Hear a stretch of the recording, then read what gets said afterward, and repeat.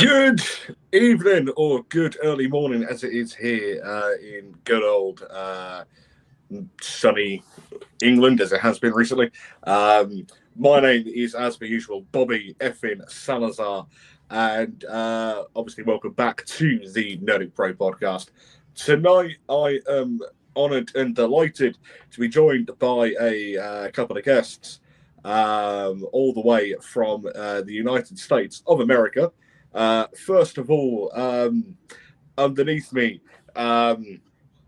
is the media director for the independent St. Louis Wrestling Hall of Fame, Mr. Luke Roberts. How are we? I'm doing wonderful here, Bobby. And again, it's an honor and a privilege to be here on the Nerdic Pro podcast. I've heard a lot of great things. And tonight we're going to be talking about, you hear a lot of things about the world of professional wrestling in the UK. You go back to the days of World of Sport among countless other promotions in the UK. And now we're going to have an opportunity to kind of go across, as they say, across the pond, across the ocean, so to speak, to look at another area of professional wrestling that has made a huge statement in the world of professional wrestling, that is St. Louis. And again, it's an honor and a privilege to be here tonight or this morning, depending on where you're catching it, right here on the Nerdic Pro podcast. 100%. Yeah, I was going to say, like, it was just, like, obviously, like, us who have been, organising the podcast tonight. And, yeah, like, it's honestly great to have you on and to speak about something great like the St. Louis Wrestling Hall of Fame. So, yeah, thank you very much for coming on. And joining us this evening, directly next to me, is a gentleman who is a seasoned veteran of professional wrestling, none other than Tom Simon. Tom, how are we? Bobby, I'm doing great. I'm absolutely honored to be in two continents at once. It's great, and thank goodness I speak English. Not British, but English. Come on, Luke's. You knew it was going to come one of these days. I've known wrestlers that don't speak very good English, so so I can go with that. I can hardly speak English myself, and yet the language originated from over here. So. I've got a bit of an echo in my ear. I don't know why, but if I can, I've got the great thing about it is that we've got. The topic of the night is professional wrestling, of course, and I've been able to be blessed by working for a number of great promotions, and I'm sure we'll get into quite a few of those before our time is up. But just it's a pleasure to be a guest on your show. Honestly, thank you very much for coming on. As again, the entire point of this podcast is to talk about pro wrestling, and yeah, I'm sure that we shall have fun doing so like this evening. We already have a comment in the live feed on YouTube. If this is the James Harris that I'm thinking of, I believe he's previously appeared here on the Nerdic Pro podcast. But James Harris has said evening. So good evening, James. How are we? And then, yeah. So, gentlemen, if you'd just like to introduce yourselves to the wider audience, who are Luke Roberts and Tom Simon? Who are you guys behind the scenes, and what were your first introductions to the world of professional wrestling way back when? Well, I'm going to go ahead and jump in here, Tom, because our stories are very much intertwined. A lot of people don't know this, but very early in my career, and my career started very early in professional wrestling. I remember growing up as a little kid and watching, for those that are familiar with professional wrestling in the United States, back in the late 70s, early 80s, Georgia Championship Wrestling. And I remember having the opportunity to sit on my grandmother's carpet in her living room. And again, it wasn't carpet. It was just a little piece of fabric right over the top of the concrete. But I mean, again, that was the thing, is at 5:05 Central Time. We had to be sitting there with our dinner ready to go to watch professional wrestling. And that's what got me hooked. I mean, it was one of those where having the opportunity to see my mom and my dad and my grandma and all my family, later on my brother and I would have many a time to sit down and watch professional wrestling. And it was ironic that when my brother makes his pro debut, it gave a situation where the company he was working for needed a sound guy. You needed a merchandising guy.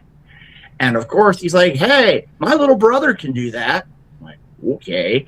So here I am at 10 years old in a smoke-filled venue. Lots of beverages were flowing that night. A venue called the South Broadway Athletic Club. And for those that are familiar in the St. Louis area, the St. Louis scene, the South Broadway Athletic Club is a cornerstone of that era.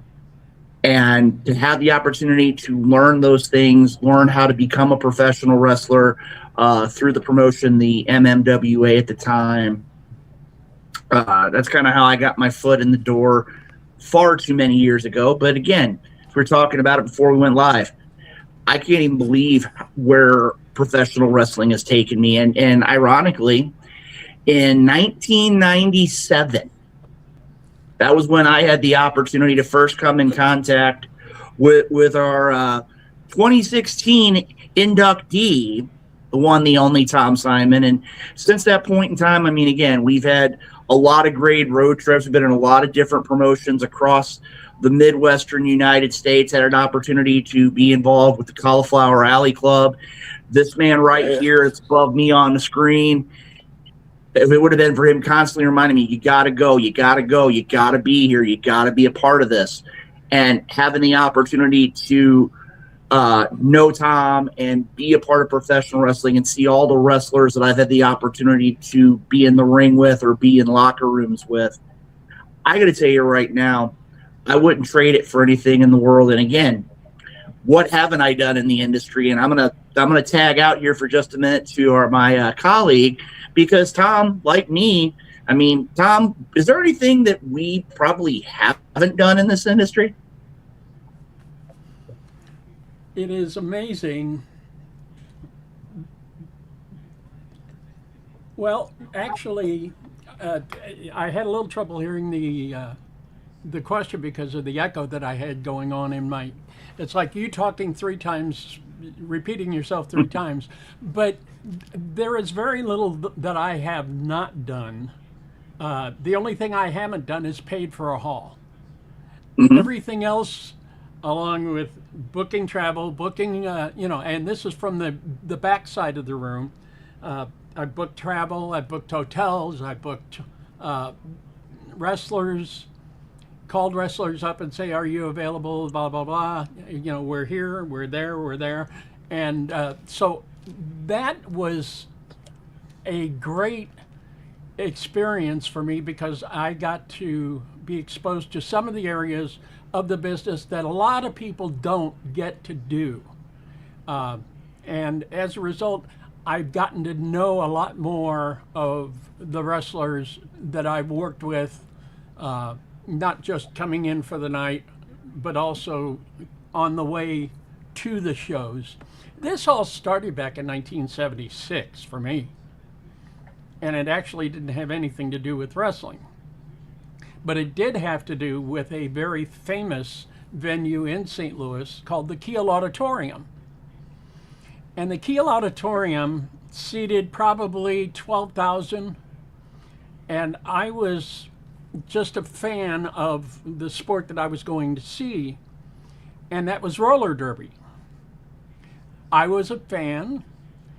The person that ran the scoreboard for the roller derby games was a union guy. They had to have a union man there to run the scoreboard. He didn't know anything about the sport at all. Me being the ingenuity, massive ingenuity, I said, here's an opportunity for me to get a little bit closer to the track. So I walk up behind him and I said, do you need any help keeping score or anything? And he says, oh yeah, I really could. And so I would sit next to this union guy, and I'd say 2 points for the home team, 3 points for the for the visitors, whatever it was as they scored. I'd keep score at the table, and it got to be a regular thing because the Thunderbirds, they were the Midwest Thunderbirds at the time for roller games. They would skate every Sunday at the Keel. They do Chicago on Friday night. They do a city in the Midwest. Could be Louisville, could be Memphis, could be Cincinnati, could be anywhere in the Midwest. But they would do Saturday night there, and then Sunday afternoon they'd be at Keel in St. Louis. So every Sunday I'd go and sit down.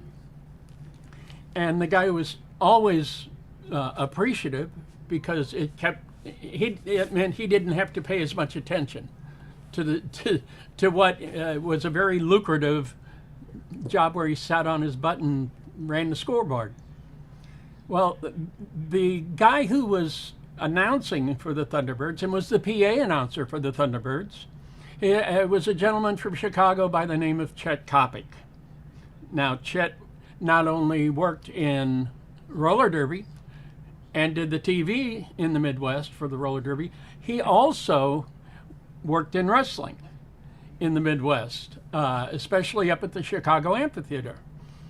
Well, one Sunday, Chet wasn't there. And so there was a guy that came out and sat down at the table and started announcing, but you could tell his heart wasn't in it. His name was Pete Kelly, and he was one of the Australian kangaroo skaters. And he was from Australia. So here he is, not wanting to be there, not knowing how to fire the crowd up or anything else. And the reason he was out was he had a very severely sprained ankle. So I said, Pete, do you need any help? Me being the guy who's trying to help out whenever I could. He says, sure, and he handed me the mic. And I'm going, okay. So I started announcing like Chet would, trying to get the crowd into it. Naturally, the T-Birds were the home team or the white team. The Australian Kangaroos were the visiting team or the red shirts, the bad guys. And so I finished out the first half, and the T-Birds were on top, and so we take a break at halftime. He went up to the dressing rooms, and I sat there at the table and drank my soda. All of a sudden, Pete comes back down, says, "Come with me." Takes me up, walks me back towards the dressing room. As soon as I get through the door, a guy named Jess Adams, who was the road manager at the time, looked at me and screamed, "Who in the hell told you could get on my microphone?" And I go, well, to be perfectly honest, the crowd was dead. You could hear crickets in the place. The crowd wasn't into it. They weren't having any fun. And by the time the first half ended, I had the crowd going and everything else. He says, all right, well,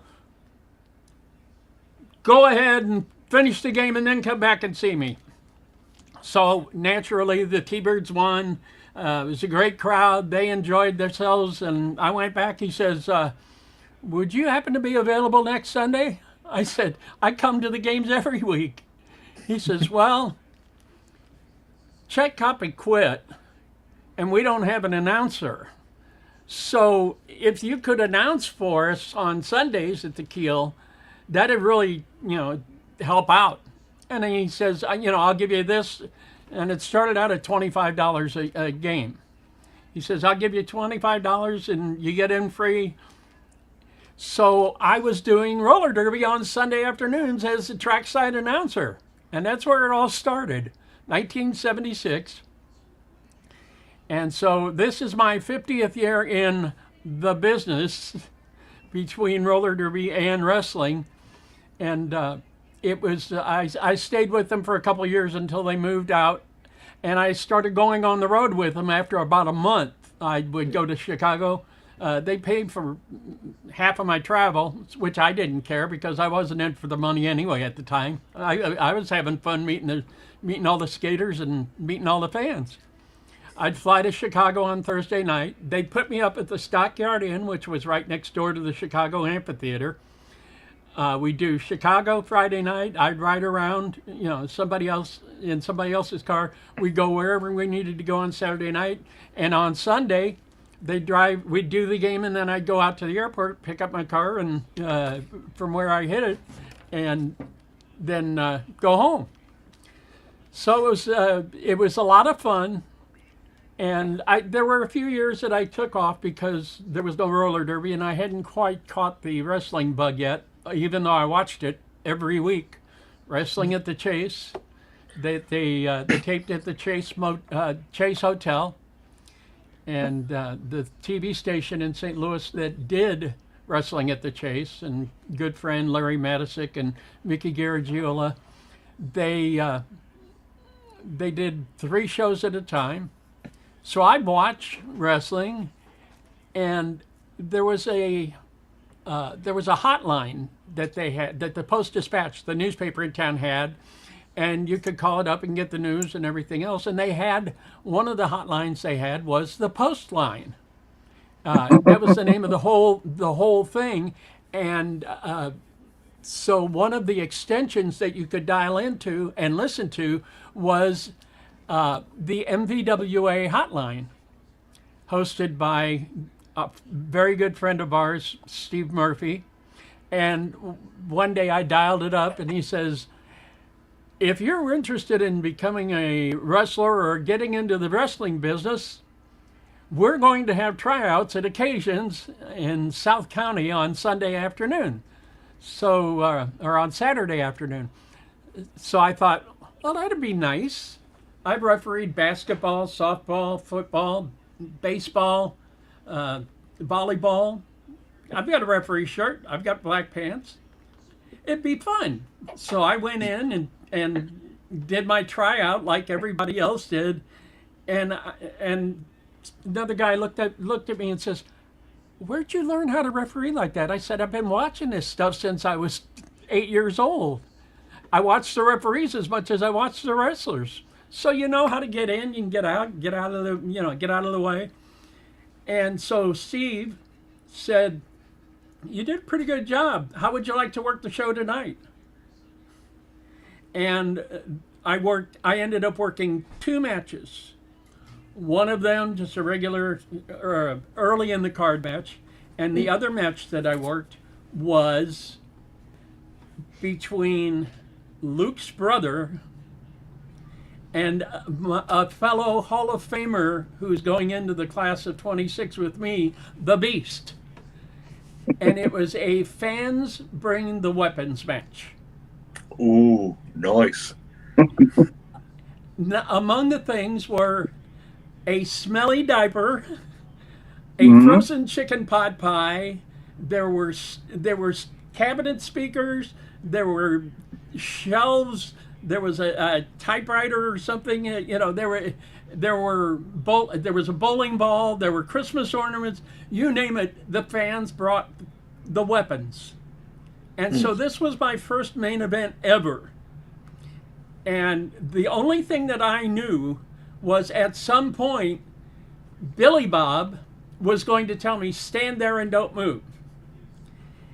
He picks up a metal shelf, bangs it on the floor a couple of times, swings back, and clocks me on the forehead. I go back, I fall down, rolled over on my face, and I stayed there until Steve Murphy told me, come over here, let's get you over here. They threw water on my face, and I woke up just in time to count the 3 count at the end of the match. I didn't know what was going on around me. But it was fun, and I enjoyed it, and I still have a tape of it today. It is part of one of my favorite YouTube videos, Ref Tom Gets Killed. Is that an actual So video? since then, and until this week, I have been refereeing and working in the wrestling business not only as a referee, but also as ring announcer, a producer, a promoter, a manager. I was a manager for a guy that worked in Arkansas and owned a promotion. His name was Matt Riviera, and Matt was going to Vegas for CAC. They had the show at that time at what is now the Future Stars of Wrestling, and that was the first wrestling show that I did in Las Vegas, and I was a manager. I was Matt's manager and manager. I was a heel manager, and Matt was a heel at the time. And it was definitely an interesting time in my life. And I had been working in wrestling by that time. I've been working in wrestling for about 15 years. But it was my first show in Vegas. Now I've been to, this will be my, 2011 was my first CAC. We missed 1 year due to COVID, but this will be my 15th year at CAC this year. Wow. Where does time fly, eh? Dear, well, my hair was a little darker. I actually weigh less now than I did when I was refereeing. Matt Riviera, didn't he work for WWE at one point, or am I thinking No, someone he else? did not. But No? he wanted to. But he actually was a millionaire, and is. Right now, he's a state representative in Arkansas, and he owns a sand and gravel company that has some lucrative contracts in the state of Arkansas. He I was owns saying, look, I swear that I've like heard his name from somewhere. Yeah, That's what well, he I'm was in the TV show Megan Marries a Millionaire or something like that. It was on VH1. So he was a VH1 celebrity,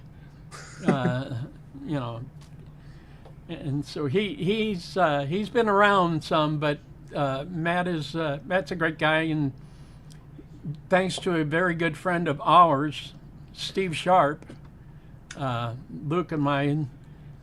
Steve Sharp is the guy that got me started in wrestling in Arkansas when I moved to Arkansas in 2002. He called me up and says, "Hey, why don't you come see this promotion that I'm working for down here?" Because he come to Arkansas and worked for Mid-South Wrestling, which was run by Bill Ash and Matt Riviera. So he says, "Bring your stuff with you." So I go to this one small town in Arkansas, and I go in the afternoon. And he says, "Just all I want you to do is watch, take care of, just look at what's going on. And oh, by the way, did you bring your stuff with you?" I said, "Yeah." He says, "Okay, well, you're working the main event." I said, "Okay." He says, "Don't worry, I'm in the match." I said, "Okay." So I once again pulled my stuff out of the bag and worked the main event, and I started working for Mid-South Wrestling, which then turned into Traditional Championship Wrestling, and is still on the air on TV in Arkansas every Saturday night at midnight on KARZ Channel 42. Now, keep in mind, we only did 2 years of TV, but we have repeated those 2 years of TV on a bicycle 6 different times since we hit the airwaves. So the same show is shown 6 different times, once every 2 years, and I'm still on TV. People don't believe me when I tell them that I'm still on TV after all these years, but I am. Traditional Championship Wrestling. Are you familiar with a gentleman by the name of Greg Anthony? The Golden Boy. Yes, yeah. Absolutely. I worked with Greg for years. He is an unbelievable guy. He also works up in St. Louis every once in a while. Oh, does he? Yeah. He was one of the group called the Empire. It was him and Matt and Tim Storm, who was a former NWA champion, Steve Anthony, and a couple other guys that came in and out, and another guy that was in TCW at the same time, Lance Hoyt, is still on the air, still working, except he's working for AEW as Lance Archer. He's in the Don Callis family, and he's still working. Wow. Lance is a great guy. Oh, So wow. I've worked with a few guys in my day. I love Greg Anthony That's now. insane. He's got his own promotion over in Tennessee now. He does, yeah. And he runs every Saturday night. Yeah. Great guy. Pro Wrestling Mid-South, I believe it's called. And, yeah. In Dyersburg, Tennessee. Dyersburg, yeah. Yeah. Very good. I first met Greg when I first started working with the ARWF, with like Matt Classic, Rick Diesel, etc. And this was in Greg's first reign of the ARWF World Championship. And yeah, great bloke, absolutely fantastic bloke. I And, love Greg because he introduced me to beautiful Bobby Eaton. He and Bobby were working Yes. together as a tag team, and the name of the tag team was called Midnight Gold. Mm. And Yeah. it was beautiful Bobby Eaton and from the Midnight Express and Golden Boy Greg Anthony, so Midnight Gold. Mm. And they were tag team champions in Arkansas and Tennessee for quite a while. I loved Bobby Eaton. When we started doing our TV, we did a 10-minute YouTube show every week, and we taped it in my living room. It was, I had a backdrop set up, and Bobby came over. Chris Cruz, who was our play-by-play announcer at the time, he used to work for WCW. And I had Greg, I had Jeff Jett, I had Bobby Eaton, Chris Cruz, and Matt Riviera all in my living room, and we were doing TV. Had a great guy named Kenny Reynolds, who is our director and our cameraman, who is now associate news director at Channel 7 in Little Rock. He's been in TV. He was in TV at the time that he was working for Matt, and in fact, wherever Matt was, Kenny was alongside with his camera. Oh, yeah. That's mad. Small world, isn't it? Quite. So, let's talk a bit about the Independent St. Louis Wrestling Hall of Fame. Do you guys have an insight on where the Hall of Fame actually came from and what the idea was behind it? Well, to give you an idea, Bobby, the Independent St. Louis Wrestling Hall of Fame was actually the brainchild of our current executive director, Big Time Jim Harris, and a name familiar here in the St. Louis area, a gentleman by the name of Nick Ridenauer. And in April of 2018, those two gentlemen and a small group that were involved decided it was time to acknowledge those wrestlers who had given, as they say in the wrestling business, their blood, their sweat, and tears. They put the miles on their cars, they put the miles on their bodies to give the wrestling fan what they want inside the Fame Squared Circle. And since that point in time, it's pretty much been a who's who of professional wrestling in St. Louis. I mean, when you look at the very first class, you look at Little Dynamite Tony Costa. Now, a lot of people who listen to this program may not be familiar with Tony Costa, but Tony Costa was one of those individuals where, I think Tony at best might have been 5'5", 5'6". That's being generous. But Tony Costa would go in there with guys like the likes of Big Daddy Roger Bailey, who just recently passed away, the Giant Assassin, among others, who were, honestly, it would look like you were fighting somebody twice their size. And he would go out there and he would give 100% each and every time. And, again, he was better part of the MMWA for, I want to say, near 40 years. Herb Simmons was the other inductee. He's been around wrestling for a very long time. He's been very heavily involved with Cauliflower Alley Club and the Tragos Hall of Fame as well. Again, I will give Herb all the credit in the world. When I was first getting into the wrestling industry, I remember sitting behind him at the South Broadway Athletic Club and having to do sound while Herb Simmons and the late Ed Smith were providing commentary. And for those that are in the St. Louis area, I mean, that would be the old school dream team of announcers. I mean, Ed Smith was known well for Wrestling at the Chase, accomplished in-ring competitor, referee. Actually, a matter of fact, he's gone on to where his son was an accomplished wrestler here in the St. Louis area, Keith Smith Sr. I believe now Keith has transitioned into the world of being a referee for a couple promotions here in the St. Louis area. And as a matter of fact, Ed Smith's grandson, Keith Smith Jr., has followed him into the professional wrestling industry as well and has been doing very well for himself. And as you look at the world of the independent scene, there are countless individuals who, as we all well know, it doesn't matter whether you're in the UK, whether you're in the United States, whether you're in Japan, you're not going to be walking straight into the WWE. You're not going to be walking straight into a AEW. You're not going to be walking straight into a AAA or a New Japan. You're going to have to put in the time. You're going to have to pay your dues. And a lot of the wrestlers that have been inducted into the Hall of Fame here in this Independent St. Louis Wrestling Hall of Fame have done just that. One of the individuals we're going to be talking about a little more in the in this interview, we talk about the inductees.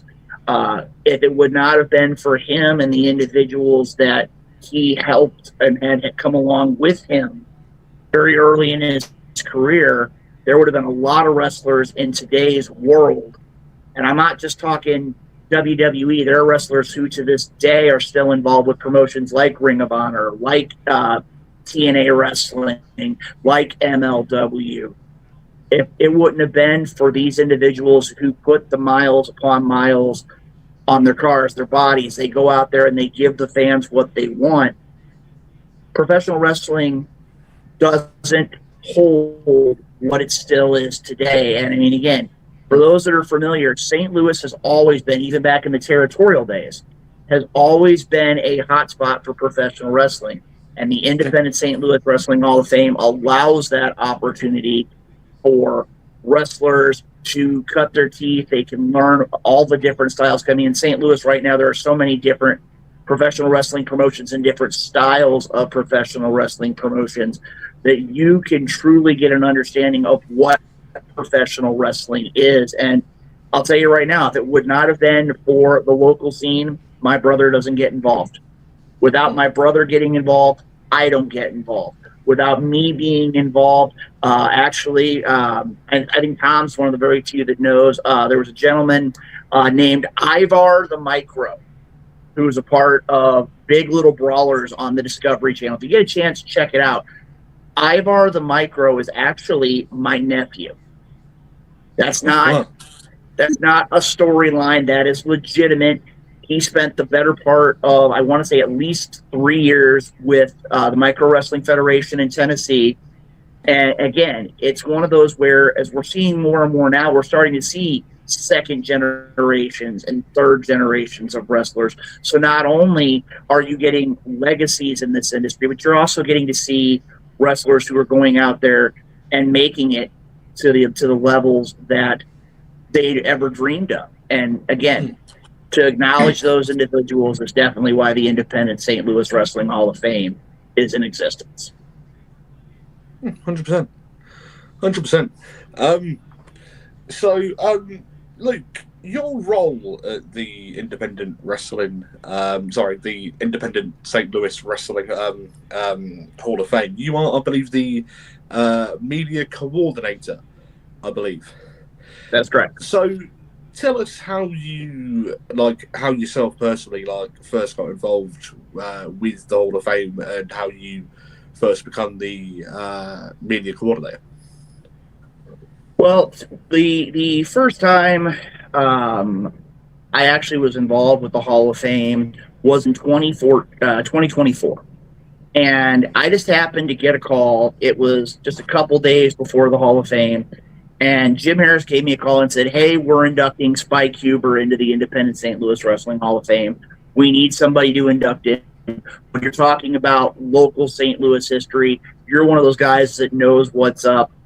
Would you be willing to induct Spike Huber? And I'm like, yes, thank you. Thank you very much for allowing me the opportunity. And I know that I made some people panic because a very good friend of myself and Tom's, Dr. Drew Abenhouse from SICW, just a few days prior to the Hall of Fame, his mother had passed away from cancer. And I've always been one of those where there are a handful of people in this industry that you consider true friends. And I've always considered Dr. Drew a friend. And I told him that I would be at the memorial service for his mom. Didn't know until about 2 days prior that it was the exact same time as the Hall of Fame started. It was about an hour apart. So I'm like, okay, this is going to be a problem. So I literally walked in. I spent my time with Drew. I managed to get out of the event. I spent about an hour or so with Drew. Drove across St. Louis, took about a 45-minute car ride. No warning, no nothing. I walked in, and they were actually in the middle of the induction right before Spike Huber. And I walked in and gave a what I felt was a pretty solid induction. And Jim said thank you and got to meet the inductees. And again, taking a walk down memory lane. But as Tom has said too, wrestlers always adapt. You always are willing to do whatever it takes to make the wrestling better. And in the last few years, and again, I'm not as young as I once was. I've kind of made the jump into podcasts. There's a podcast here in the greater Midwest called the Wrestle Talk Podcast. They're based out of Kansas City, and they asked me to come on board as their program manager. And of course, they bring me on board. Boom. We got all sorts of things going on. We start looking at different promotions, and we start looking at different organizations. We look at different pieces of the wrestling puzzle. And I happen to, just because of my love of wrestling, I went back and looked at some things. Like we talked about the CAC. Had an opportunity. I was visiting my my godson and goddaughter in southern Ohio, and drove by a place called Suplex Tacos in Ashland, Kentucky. And I walked in, I'm like, this is cool. And I did some interviews, and the board of directors really saw what I was doing and willing to show pro wrestling. I don't want to say loyal, but I wasn't focused on one promotion. I was focused on making professional wrestling better. And I know Tom watched the night that I was announced to go into the Hall of Fame. I'm a very production-oriented guy. Just like Tom. I mean, I got to make sure, okay, this. Everything's got to flow. Everything's got to be on a format. Everything's good to go. Jim Harris pops on the screen. Then all the rest of the members of the staff start popping in. They tell me I'm going into the Hall of Fame, and I'm like, well, there goes my format. My format over my shoulder. And they also announced at that time that they wanted me on the board of directors.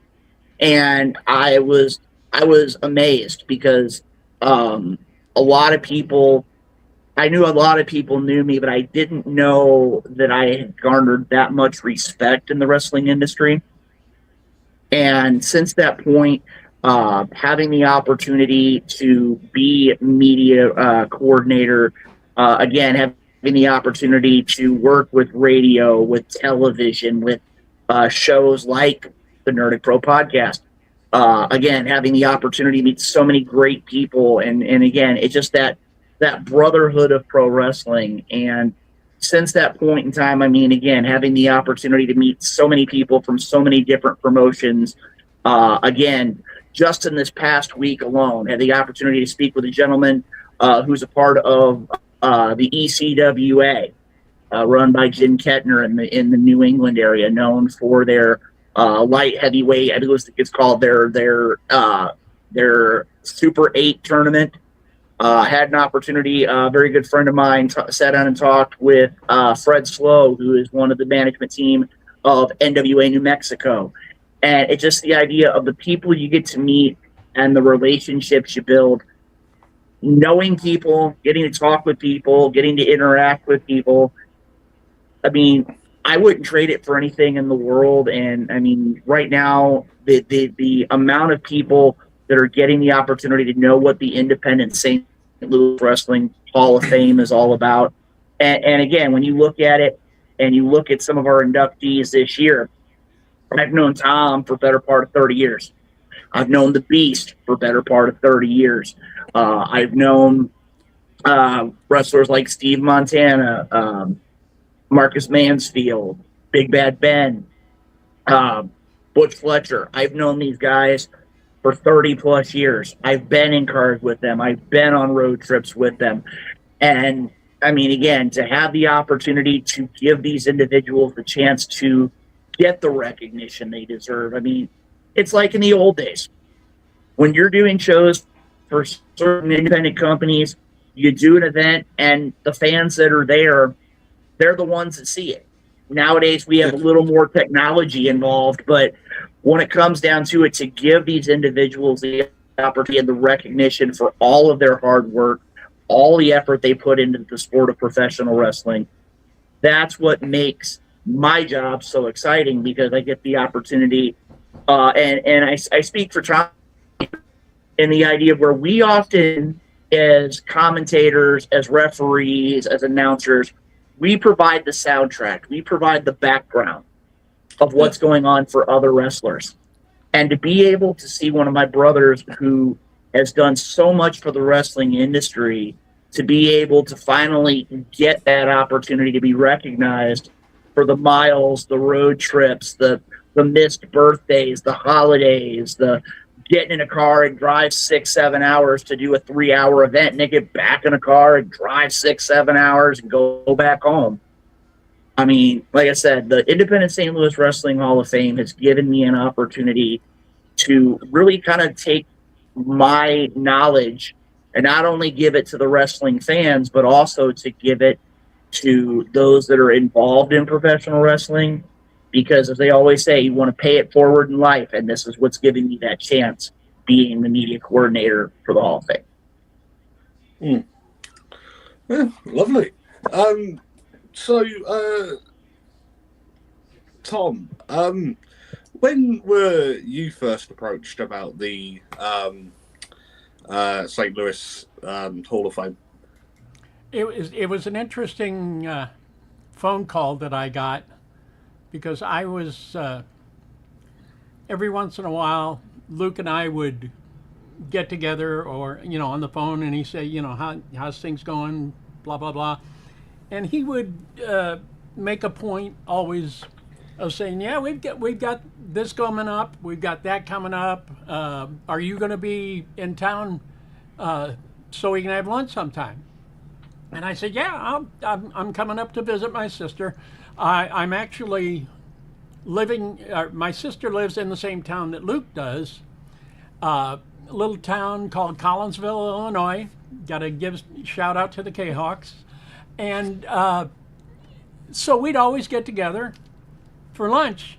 And he says, is there any chance that you can come up for the Hall of Fame this year? I said, what's the date? He says, July 19th. I said, yeah, I think I could probably get off. I work at an amusement park part-time during the season that it's open. I said, yeah, I can get a weekend off. It's not a problem. He says, okay. And then that was that for a while. And then he called me back up when I got back home. He says, oh, by the way, if you're coming up for the Hall of Fame, I just wanted to let you know that you're being inducted into the Independent St. Louis Wrestling Hall of Fame. In one of our normal, everyday conversations, we talk once a week or so, and I said, "You're shitting me." Those were my words exactly. He says, "No, you've been in this game, and frankly, we've run out of other people to induct." And he was kidding when he said that, but He says, "We've gone through everybody." I said, "Well, no, you haven't inducted your brother yet, but that's another story for another time." But the great thing about it is, I have been truly blessed for these many years between roller derby and wrestling. The last 50 years, I have been blessed to have met so many wonderful people, big stars, and guys that come out and just try every once in a while to get it right. It's just, if I couldn't name everybody who has touched my life and whose lives I've hopefully touched. But the one thing I've always tried to pass on to everyone is, don't ever take anything that you do in your life for granted. Because no matter how small it may be, you are touching somebody's life. You are making an impression with someone. You are guiding them on the right path. I remember a kid weighed buck 35, and I used to give him grief because he was the first thing you would see on our TV show. And this kid was at the most a buck 35, and he was known as the Techno Kid. I don't know where he got that name from, because technology didn't even exist back then, but he was the Techno Kid. Little did I know that 50 years or 35 years later, after MMWA went away, that he would be right there below me on this screen. And the Techno Kid is none other than Luke Roberts. We started working with each other when I worked for MMWA, and we didn't have TV when we started. But we got a cable access show on a couple of different, because we gave it to the cable company, and they aired it for free on their public access. And that's how we started MMWA television. And to this day, I have been on more TV than a lot of independent wrestlers, because I've been on TV in Arkansas, I've been on TV in Memphis, I've done TV with Jerry the King Lawler, I've done TV with Dr. Tom Pritchard, I've done TV with a number of great stars who had Jeff Jarrett. I've done TV with him, and the great thing about it is, no matter where I've been in my life of wrestling, the guys that I've worked with have all made a point to allow me to be a part of their career. And so as a result, I have enjoyed being a small part in some people's careers and a little larger part in some. I have a video that is on YouTube. It's called Ref Tom Gets Killed. And on that is one of my fellow honorees in this year's ceremony, and gave me the sweetest DDT I have ever seen in my life. And it is the one of the highlights of my life, and that's the Beast. Beastie is going to be inducted in the same class as I, and I couldn't be prouder, because he and I have had a lot of matches together, me as a referee and he is a competitor. And Hubie's just been a great guy. There are so many people that have touched my life in wrestling. One of the guys who is going to be, he was the first guy I thought of when it comes to, who do I want to induct me into the Hall of Fame? And the guy who's going to be inducting me in the Hall of Fame this year is the same guy who had Postline, and the same guy who walked up to me and said, "Hey, you did pretty good in your tryout today. How would you like to be on the show tonight?" my first wrestling show ever, and that's none other than Steve Murphy. And Steve has been a friend for all these years. He owns a nice little hole-in-the-wall bar in St. Louis called Murphy's on 21. And I'm sure we'll have a party there at some point during the weekend that I'm home, because he's just that kind of guy. I've worked with so many people in my time in professional wrestling that people would say, "Really? You got to meet so-and-so? You got to meet so-and-so?" And I said, "Yeah." "What are they like?" I said, "They're the nicest people in the world. They give you time. Yeah. They give you their time." Yeah. 3 years ago at CAC, I was honored to see one of my friends who worked at MMWA, Ace Steel. Yes. And Ace Steel was at CAC to induct the Iron Mike Mazurki awardee that year. None other than CM Punk. Because they're both from Chicago. They both worked together for 30, 40 years. How long have they been working together? Gosh. But Ace and his lovely wife, Lucy, and CM Punk, and he was just the nicest guy in the world. This was the week after he left England, after the AEW show and the incident with Jack Perry. Wow. Next week, that next week, he was in Las Vegas receiving the award, and was just the nicest guy in the world, had a great speech, never brought up AEW once, never said a bad word, anything else.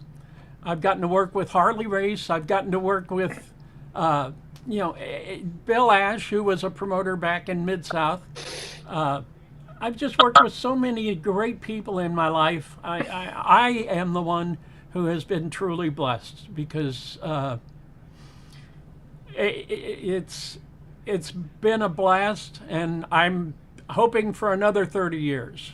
I'll be the world's oldest referee when I finish. I'll retire when I'm 105. But everybody says, "No, you're not 73." I said, "Well, I am, but I try to keep myself together as best I can." And I will probably, in fact, I know I'm going to be refereeing in Las Vegas in August for the Cauliflower Alley Club, because Sin Bodhi is going to do the On the Fly show again on the Sunday night before CAC. And he told me before we left last year, he says, "You're coming back and running the referees again, aren't you?" And I said, "Sin, you know me. I'll be there."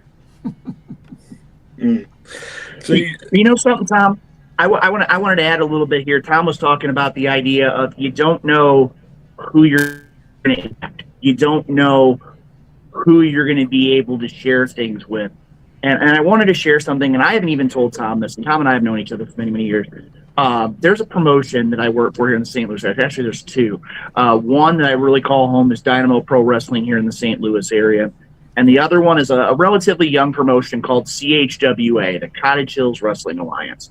This was a promotion that several years ago, people thought, it wasn't going to exist. It wasn't going to do this. It wasn't going to do it. And really made strides to become one of the top promotions in the St. Louis area. And I got a message from a fan about a week and a half ago. And in the process of going to promotions and being a part of things, I had an opportunity to take a picture with the St. Louis Independent Wrestling Hall of Fame championship belt, which I want to share here with your viewers real quick, showing all the different promotions and all the different legacy of the St. Louis area. And I had an opportunity to take a picture with his daughter. Daughter's a huge wrestling fan.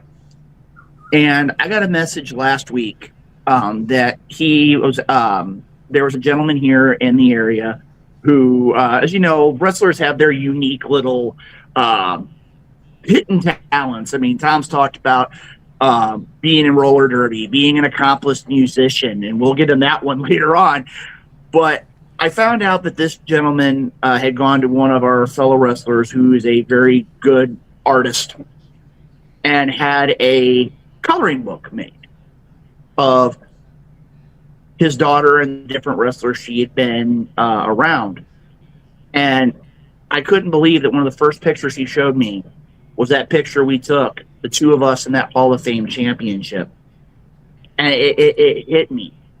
You don't know who you're going to impact. You don't know what influence you truly have. And to be able to have those opportunities and have so many people who've been a part of my life, and I've been able to share a bit of what I bring to the table, that's probably one of the greatest things in the world. And I mean, again, as Tom said, that's one of the biggest things is you don't know who, you don't know where, you don't know when, you don't know how. But we love this sport. We love the camaraderie. We love the brotherhood and sisterhood of the industry. And again, when it comes down to it, I wouldn't trade it for anything in the world. And like I said, Tom's talking about he's celebrating his 50th anniversary here very, very soon. I'll be celebrating 40 in this industry come next March. And I would not trade it for anything in the world. You can see right here, I'm a lot older than I look.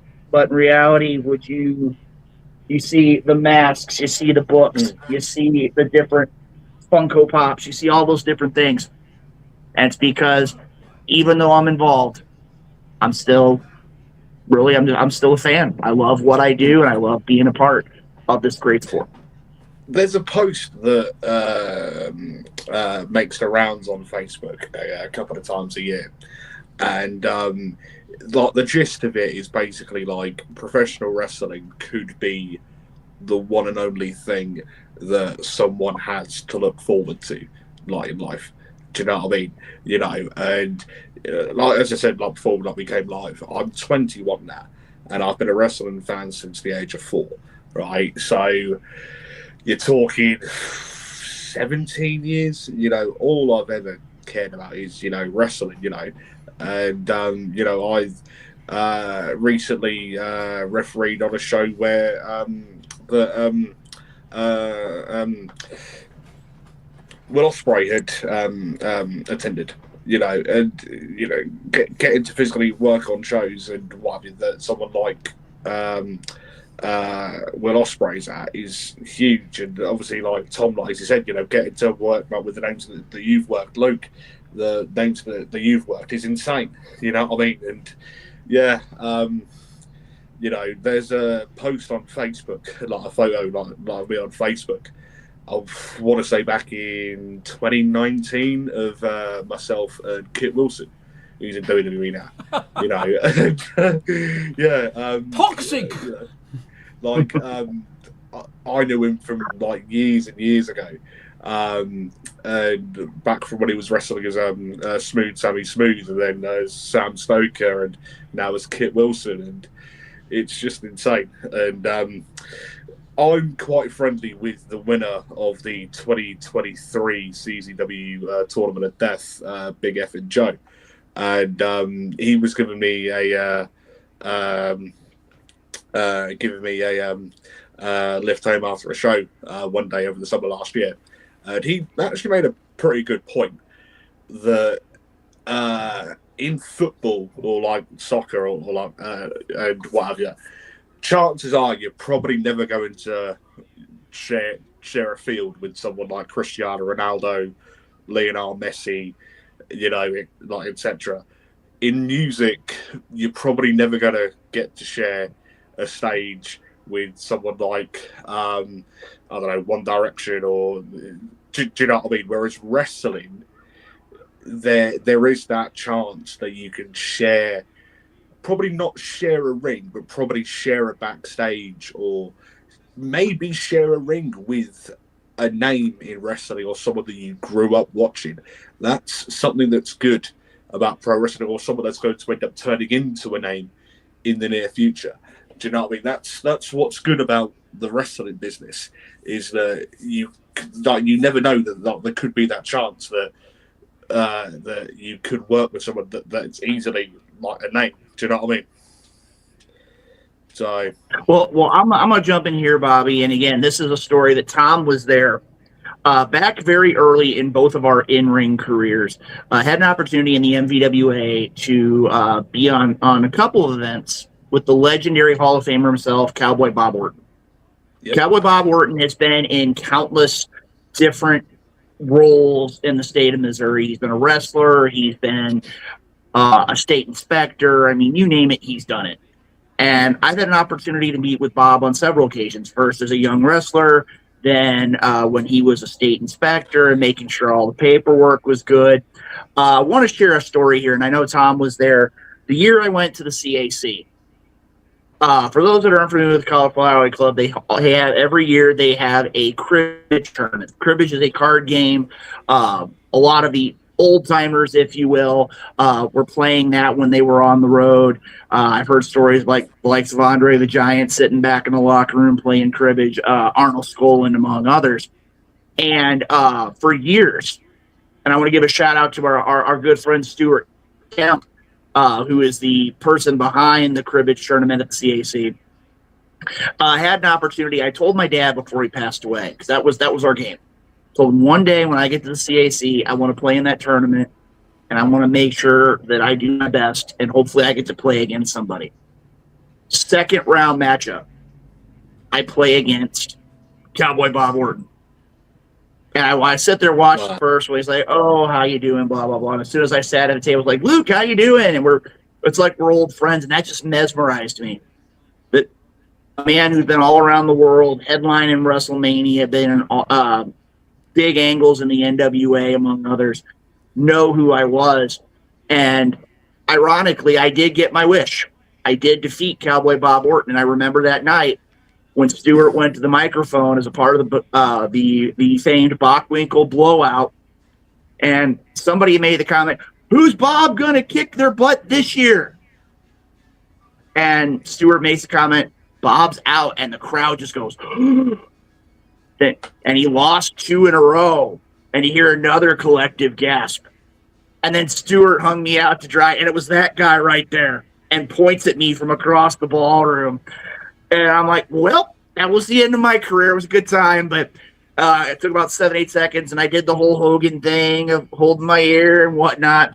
And ironically, when I wound up getting my plaque for being runner-up that year, had an opportunity to sit and talk with Bob and really just have a good time, and just the people you meet in this industry. I mean, whether you talk about the wrestlers of yesteryear, the Harley Races, the Greg Valentines, the Bob Ortons, countless others, and then you look at the wrestlers who've made it up to the big leagues today.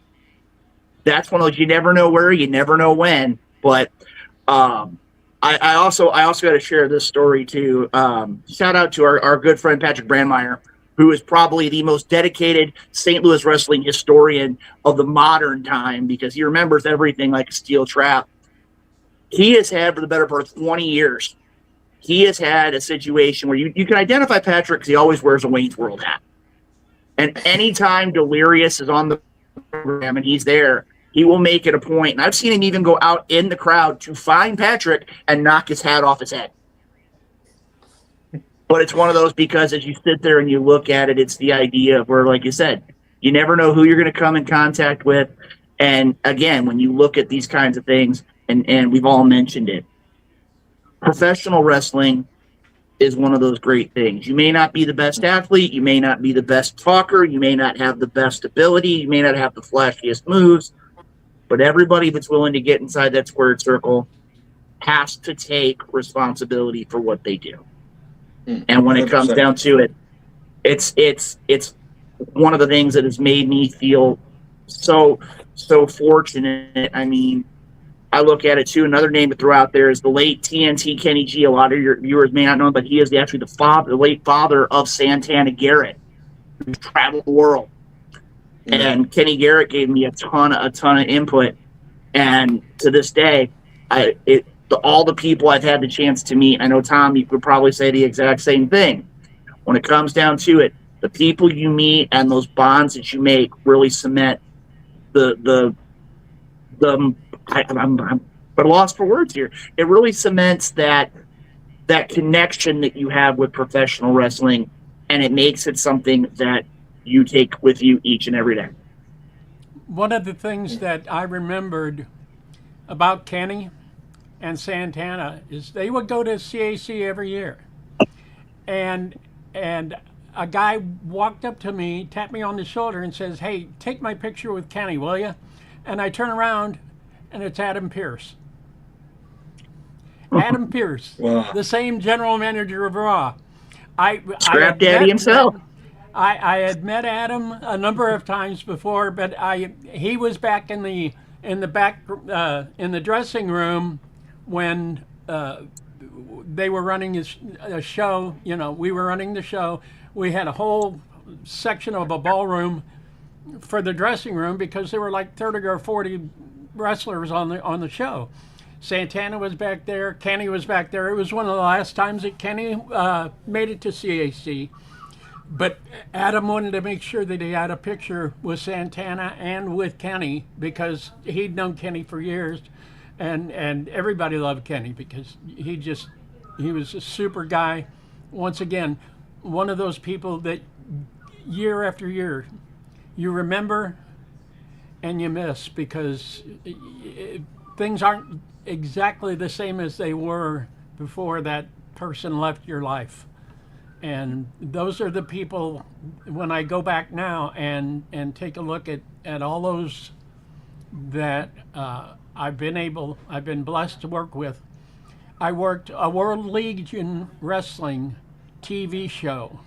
The first tapings that they did down in Springfield, Missouri, and Steve Murphy took me down there and they said, "You're a referee, you're licensed in Missouri, aren't you?" I said, "Yeah." He says, "Okay, go out there and work this match." And it happened to be FedEx Matt Taylor against King Mabel. And I was the referee.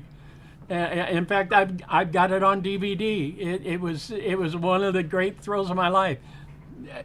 The same weekend that we were there for the taping, Dan the Beast Severn was there. Yes. He was the NWA champion at the time.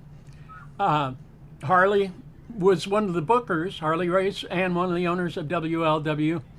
And I had the honor and privilege of meeting the Dean of Professional Wrestling Announcers, Gordon Soley. And he was just a great guy and was very hospitable. If I go back and go through every promotion that I've worked for, and I go through and say, these people have touched my life. These people have steered me in the right direction in professional wrestling. These people have taken some time to get with me and say, "You're doing a great job," or "You need to work on this a little bit more." But I would always take that to heart because that person is taking a little bit of their time to make me a little bit better. Yeah. And trust me, it makes a big difference. No matter how long you've been in the business, there's always room for one level of improvement at least. And I remember that every time I work. And people will come up to me and say, "How was my match? How's this and how's that?" And I'll take the time and I'll sit with them and I'll say, "You had the crowd here and you did this and you did, and you lost them for a little bit, but then when you did this, you brought them back in and made them part of your story again." Because we're in the storytelling business.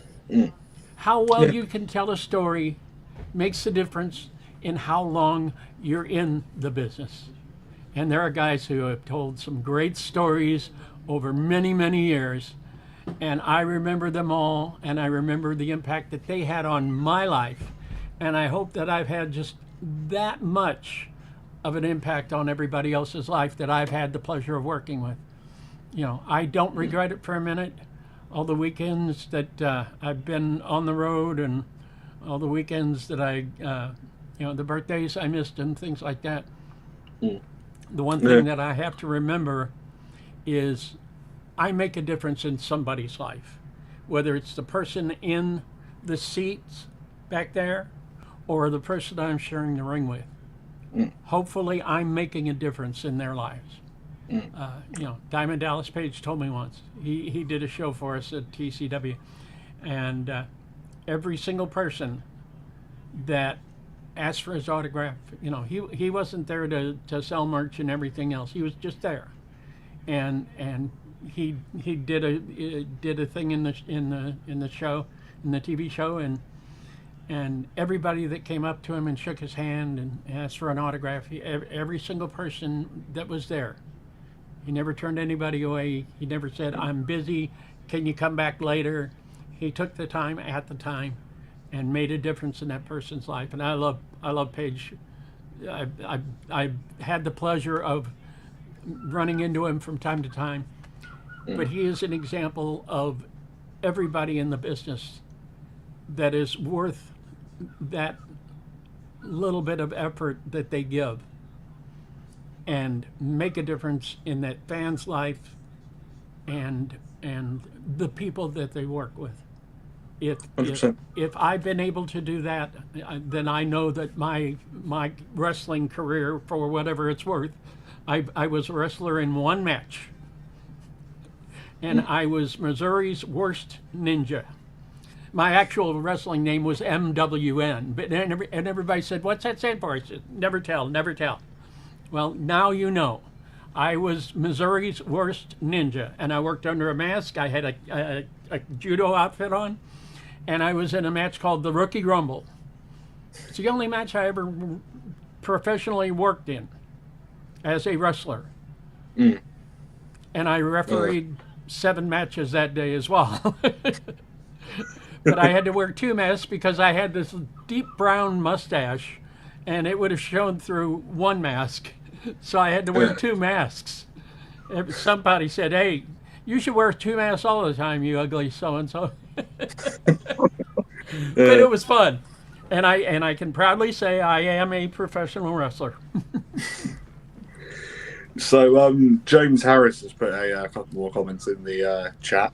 The first one saying, "We have made a whole lot of wrestlers and their families shed a lot of tears of joy when we induct these folks. It makes whatever it makes whatever we do worthwhile." And then the next one he put was, "When you can see the faces of the inductees and the tears of joy, and to see their families with tears of joy, it's very humbling and makes us feel a high knowing we made a difference in their lives." Very, very true. Very, very true. So, speaking about the inductees then, Luke, we are currently being joined by one of the inductees going into the Independent St. Louis Wrestling Hall of Fame this year. And there's a whole sort of host of like who's who as well going into it this year as well. But I think considering we're currently being joined by one of them, Luke, I think let's speak about Tom here. So, so Tom's induction to the Hall of Fame, where do we start? When you want to talk about the class of 2026, you talk about Tom Simon, and I'm just going to make it brief because we only got a 2.5 hour show. But no, all kidding aside, Tom has been, has been a staple of the professional wrestling industry.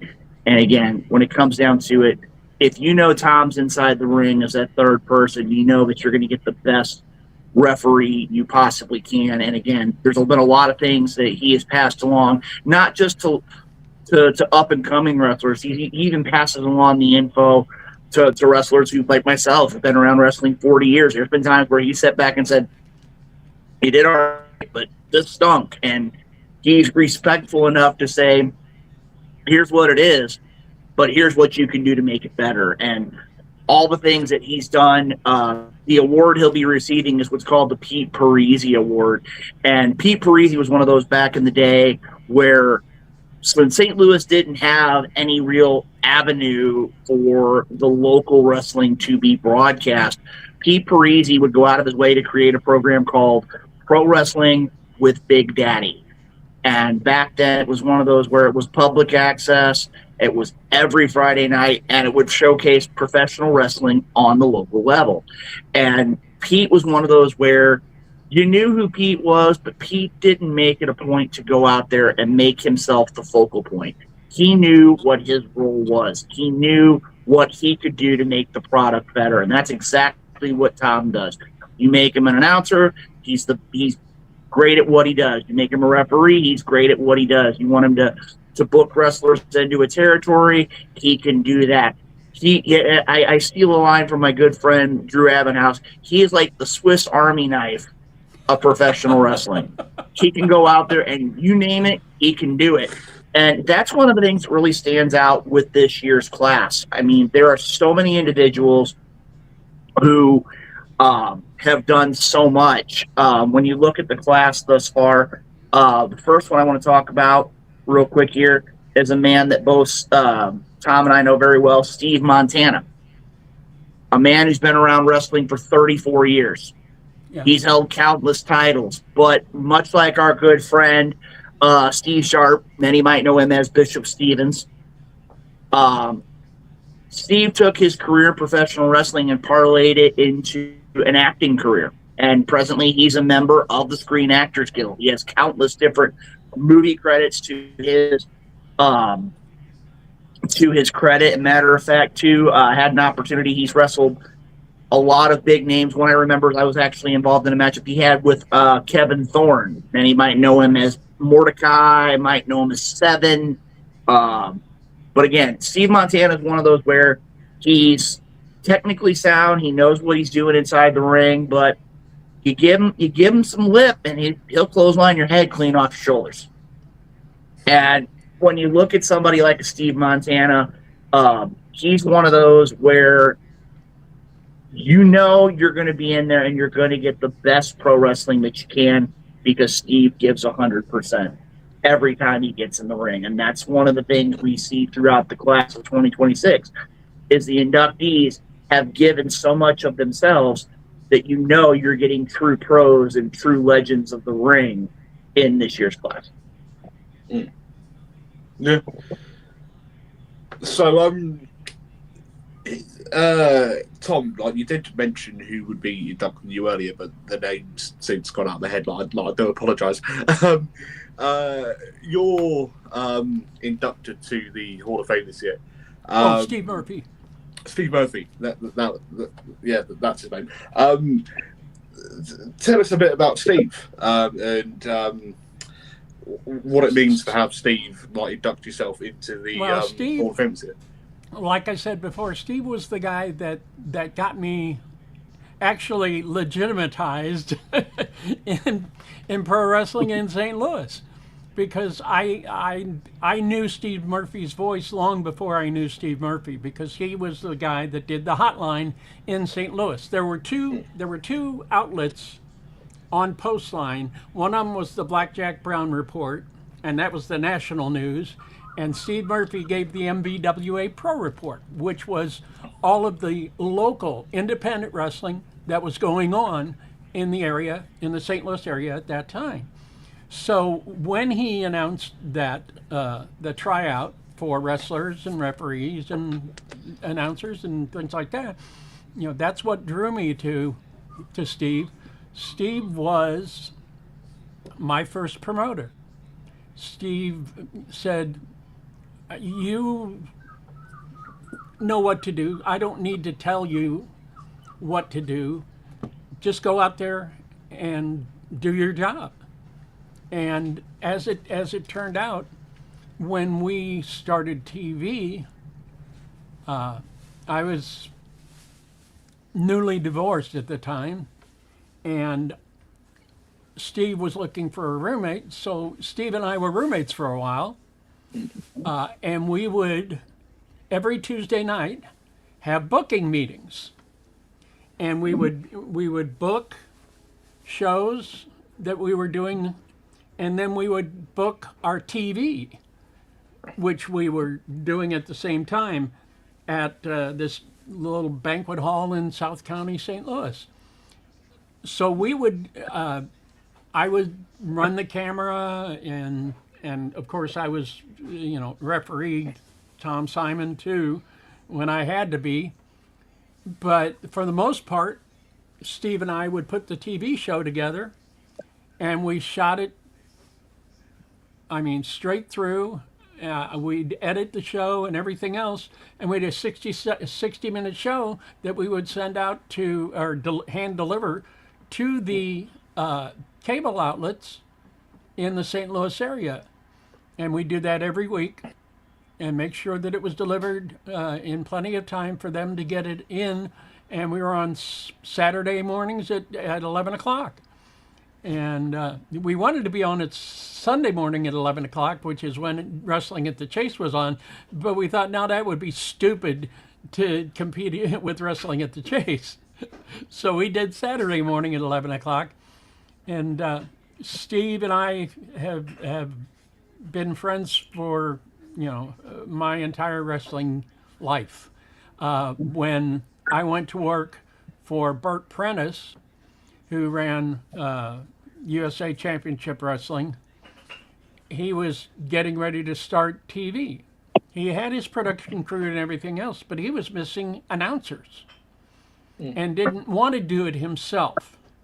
Burt was a great, he was a great visionary in the wrestling business, but he wanted somebody else. So I said, I know, I got two guys that know how to talk, how to run a wrestling, show. So I called Steve, and the other guy I called was Brian Thompson, who was in the wrestling business in Missouri for a long time, and continued his TV career. When I went to Traditional Championship Wrestling, Brian was there, and he was the heel announcer. He was the Jesse the Body Ventura of TCW. So, I'd keep Steve gainfully employed in the wrestling business. He had the opportunity to be an announcer for Harley Race for World Legion Wrestling as well. He would do the backstage interviews. So Steve and I, our wrestling lives were intertwined and everything else. And Steve said, I got to find a way to slow down a little bit. He was just closing one career when a cellular company in St. Louis went out of business. They went bankrupt. He says he got this decent, severance package. He says, I think I'm going to open a bar. I've been wanting to open a bar for a long time. It was either that or start a wrestling business again, because we'd been through MMWA. So he says, well, I'm gonna open this bar in South County. I found it's in a strip mall, not a big place, but it's a nice place, a nice little neighborhood bar. So for the past, I don't know, how long has Merce been open? 15, 20 years? Oh, now? Yeah, but at least, I want to say pushing 15. Yeah. And so he has dart leagues, he has pinball leagues, he has and he has he's the bar owner that everybody likes, because there's something there for everybody. If you want to watch the Cardinal games, they're going to be on. If you want to watch the Battlehawks games, they're going to be on. You want to watch wrestling, it's going to be on. Because it was a sports bar first, but then he incorporated everything else, including karaoke. You want karaoke? You want dance music? We'll have it. We just do everything. And so now he's been successful with that for 15 years. Steve was the DJ at my second wedding, and it was in Cincinnati, in the Cincinnati area. He brought his gear over, and Steve, along with the band that I was playing in at the time, was the entertainment at my wedding reception.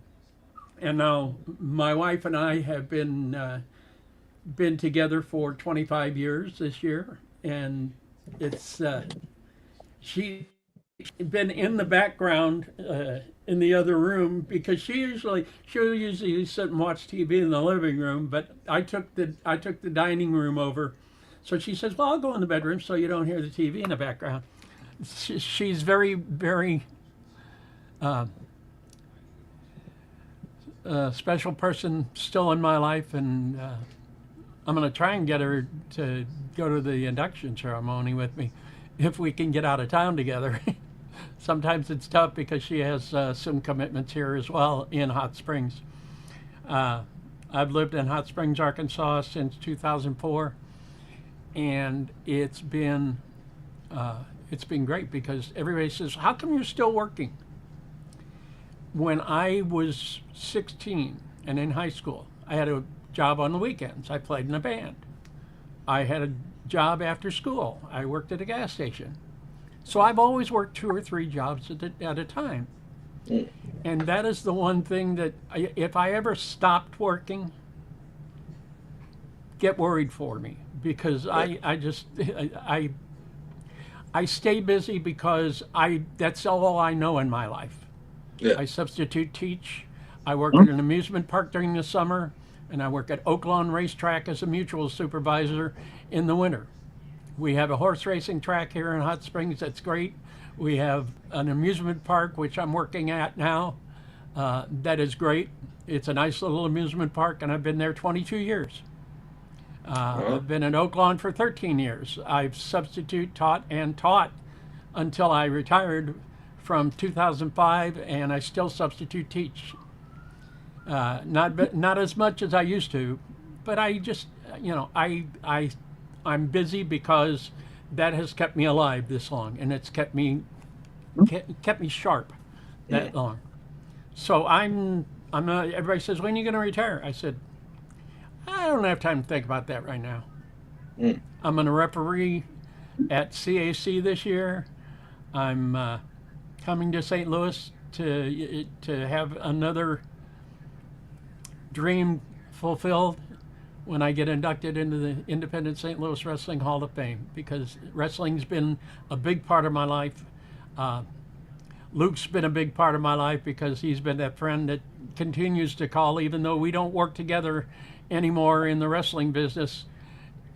Once you work in the wrestling business with certain people, you are friends forever. And my friend 100%. Luke and I will remain that way. That's why Steve is inducting me and not Luke. Luke's busy enough during that. And one thing, just to give you a little idea, and I hope he's watching, Moonspike. I'll leave it at that. Yes. Yeah, he is. Let's not take that any further. That's gonna be for the return. That's a teaser for the next time we get to come back here to the Nerdic Pro podcast. We can talk about that, but we still got plenty more stuff to talk about here. And to give you an idea, you hear the stories of a Tom Simon, you hear the stories of a Luke Roberts, and when you look at the class of 2026. You've got individuals like Black Glove Butch Fletcher, a man who spent countless years as a manager. And again, a lot of people don't know this, but one of the very first managers of a gentleman by the name of Angus King. A lot of people don't know Angus King later becomes Kane. He has his connection in St. Louis. One of the very first managers of Kane was Black Glove Butch Fletcher, member of the 2026 Hall of Fame class. We talk about the Beast, a man who inside the ring is probably the most brutal, sadistic individual that I've ever come across. Outside of the ring, one of the nicest guys you ever want to meet. And for the record, he is probably Tom Jones' #1 fan. And trust me, we're gonna make it a point that we're going to hopefully get him to sing some Tom Jones at the Hall of Fame. And just to let you know, if I don't make it past the Hall of Fame, it was well known, y'all. It's going to be 100% Luke's fault on that one. and just to give you a heads up of what's there. Big Bad Ben. I mentioned earlier on, the St. Louis changes. St. Louis has a lot to do with professional wrestling. Big Bad Ben was one of those that whether you liked him or you didn't, you cannot deny the fact that he changed the St. Louis independent scene. Without Big Bad Ben, you don't have Daisy Hayes. Without Big Bad Ben, you don't have Mischief. Without Big Bad Ben, you don't have Delirious. Without Big Bad Ben, you don't have Matt Sydal. Without Big Bad Ben, you don't have Dingo. Without giving them that avenue, another one that pops into my head, who popped right into the tail end of the GCW era, is a man who spent a couple different trips over to the UK. The one, the only, the stiff robo Free J, who I believe been doing stuff. It was either IPW or 1PW and a few other promotions in the UK. Big Bad Ben was one of those that would take professional wrestling and take it to a completely different level. You have every lady's fantasy Marcus Mansfield, a man who is another one. Inside the ring, I'll give you 100%. Outside the ring was one of the most genuine people I ever had the privilege to meet. And again, he was one of those where had an opportunity to do an interview with him. Less than 6 months later, he finds out he has cancer, and within about 18 months, he was gone. And I sit there, well overdue, but if you go listen to the WWE Hall of Fame induction speeches, when, of all people, Kane makes his induction, he mentions Marcus Mansfield in his Hall of Fame speech. And, true story, Tom knows this very well, if it wouldn't have been for Marcus Mansfield, Kane doesn't make Bad Blood in St. Louis. Kane does not make his debut against The Undertaker in Hell in a Cell, and he probably doesn't go any further in the industry because of his longtime friend and longtime traveling companion, Marcus Mansfield, stepping up and helping him out. One thing that stands out with our Hall of Fame, too, is we actually have 2 President's Awards this year. One of them is Johnny Ramirez. Is a man who, again, is known for his legacy inside the ring as a competitor, wrestling the likes of Skandor Akbar, of Big Bill Miller, of Pat O'Connor, of Bob Geigel, of Joe Blanchard, Angelo Poffo, among others. But he was also an accomplished referee as well inside the ring. And we have time for one more President's Award this year, and this is one that's very close to me. Is a gentleman by the name of the valedictorian Keon Option. Keon Option was a man's man. He only had a career of about 6 years in the ring, but he had wrestled who's who. He had wrestled for World League Wrestling. He had wrestled for High Risk Wrestling. He wrestled for Dynamo Pro. He had wrestled for SICW. I mean, he pretty much had wrestled for all the big names in St. Louis. But outside of the ring, he had done a lot too. He was well known in his church. He was former national president of his Christian fraternity. He ran for political office in the state of Missouri. He was president of his college's chapter of the NAACP. He was a member of the Army National Guard Officer Candidate School. And he unfortunately passed away in 2019. He actually was in training, and from what we understood, he was in his last drill of the weekend. He told the gentleman in charge he wasn't feeling good, suffered cardiac arrest, and passed away at the age of 30. But one of the things that stands out, and again, with all these inductees, and Keon Option just is another emphasis, the man was willing to give everything inside the ring, but he was also willing to be a true role model outside of the ring. One of the things you look at the Independent St. Louis Wrestling Hall of Fame, and it doesn't matter whether it's a class of 2026 or you look at that inaugural class of 2018 or anybody in between. The wrestlers that go into the Hall of Fame deserve the accolades they get.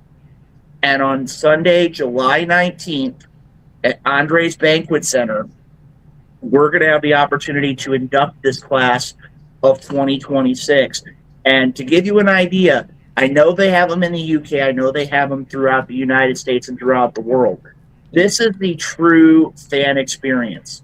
For a $30 advance ticket, you get a meal, you get interaction with all the Hall of Famers and the wrestlers that are in attendance.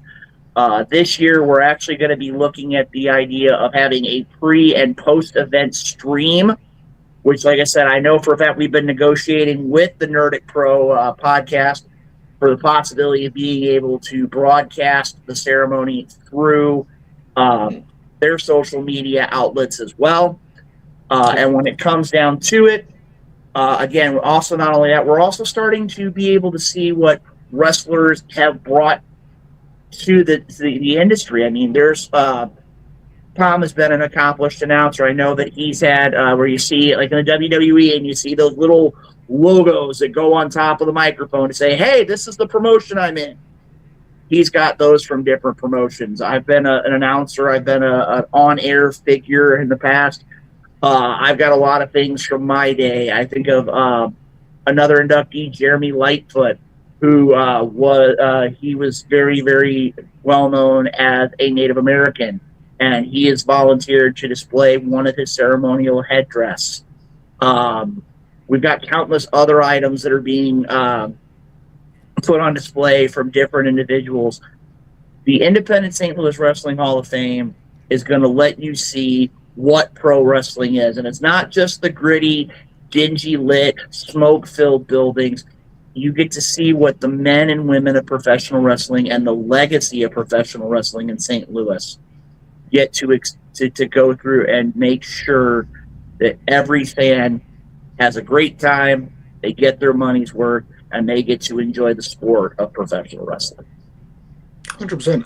I was going to say, for $30, I mean, the fact that how you get that experience, you get fed as well, right? You know, like, again, this is why as we said coming earlier on, we're all familiar with Russ Jackman and Evan Ginsberg, and when they came onto the Nerdic Pro a few weeks back, we were all saying that you can go to an independent wrestling show and spend literally next to nothing, right, and get entertained like there's no tomorrow, and like it's going out of fashion. Whereas if you were to go to a WWE show, you're spending out hundreds upon hundreds of pounds. For example, WWE in the UK coming up next week on Monday and Tuesday down in London. Right, just for two shows, it's cost me just for tickets. It's cost me like in excess of £250, £250, right? And that's a Raw and SmackDown. And I think the amount of independent wrestling shows in the UK that you can go to for the equivalent of that is insane. And the fact that how you guys are putting on a very reputable Hall of Fame ceremony with the names that you're inducting for $30. I think that's a steal. You know what I mean? I really do think that's a steal. You know what I mean? And yeah, you know, like honestly, credit to you, like for doing that. Do you know what I mean? Like, and yeah, so yeah, like you really can't complain like at that price, can you? You know what I mean? Well, you know something, Bobby. I want to throw one other thing out here too. The Independent St. Louis Wrestling Hall of Fame not only allows the wrestling fans to have that experience, but also one thing that makes us stand out is the idea that we want people to truly know what St. Louis pro wrestling means, and to be upfront and honest. We at the Independent St. Louis Wrestling Hall of Fame want to say thank you to the Nerdic Pro podcast, because you're giving us an opportunity to showcase what professional wrestling is. You talk about the WWE and you talk about Raw and SmackDown coming to the UK. But I mean, again, you go back and you look at the days of the Big Daddies. You go back and look at the days of the Rollerball Rock or the Rollerball Rockos. You go with the Johnny Saints and you look at professional wrestling. That's one of the things. Oh, well, that's pro wrestling. That's UK wrestling. But a lot of people don't understand that professional wrestling has little individual places that hold a true legacy in this industry. And for a program like yours to give the Independent St. Louis Wrestling Hall of Fame the opportunity to showcase what our wrestlers, our inductees, and our community brings forward for the fans of professional wrestling, the sport of professional wrestling, as the franchise Shane Douglas vehemently talks about, to allow us to showcase the sport of professional wrestling, I have to tip my hat to you and tip to all the production, the whole team, because this is what pro wrestling is. You get the opportunity to experience professional wrestling, whether it's WWE or it's those that are traveling the miles and putting in the time on the road. Because when he sits down and looks at it, professional wrestling is what's all drawn us together. And I'll tell you right now, to be here and have such a great conversation tonight with you, it has been an honor and a privilege, and it is our sincere hope that not only will you have us back on in the future, but I sincerely hope that one day that you'll be able to make that opportunity to travel from all the way in the great UK, 3,000 miles away. But we can figure out a way one day where you'll be able to step in St. Louis and be in attendance for the Hall of Fame. And again, we want to say thank you for everything that you've done for us. And for those that are in the St. Louis area, for those that are here in the United States, make it a point. Sunday night, it's June 19th, 12:30 p.m. Doors open, 1 o'clock. The event starts. There'll be a pre-show and a post-show that you can catch online. You can check us out online, www.istlw, that being St. Louis Wrestling, HOF for Hall of Fame.com. You can also check it out on all your social media. Again, it's going to be a great time, a great experience, and you're going to get to enjoy professional wrestling the way that it's meant to be. And right at the forefront is the Nerdic Pro podcast. Well, I just want to thank you guys for coming on as well, and sort of echo all that in terms of the Hall of Fame as well. You know, because the fact that how you're inducting people of years past as well, you're showing that people are not forgotten as well. And you're inducting people who are, unfortunately no longer with us. You're inducting people who have, retired as well. And someone like Tom, who's, still active in the business as well and celebrating 50 years. I mean, that's 50 years is just insane. Again, without trying to make you feel old, Tom, I've not even been alive for half of that time. I'll never feel old. Don't kid yourself. Yeah, I mean, again, I think the work that you guys are putting in, if you'll excuse my language, it shows you actually give a shit. Do you know what I mean? And it shows that you actually care about the business as well. Do you know what I mean? And again, wrestling thrives on people who actually care. You know what I mean? Coming from someone who's travelled the length, the breadth of the UK, refereeing for all these different companies up and down the UK, I've met no end of people who are in the business for themselves and just utter scumbags, to put it politely. Whereas I think you guys are doing something very good and actually care about the forerunners of professional wrestling, those of years past, making sure that they're not forgotten, whether they're no longer with us, whether they're still here, whatever. Do you know what I mean?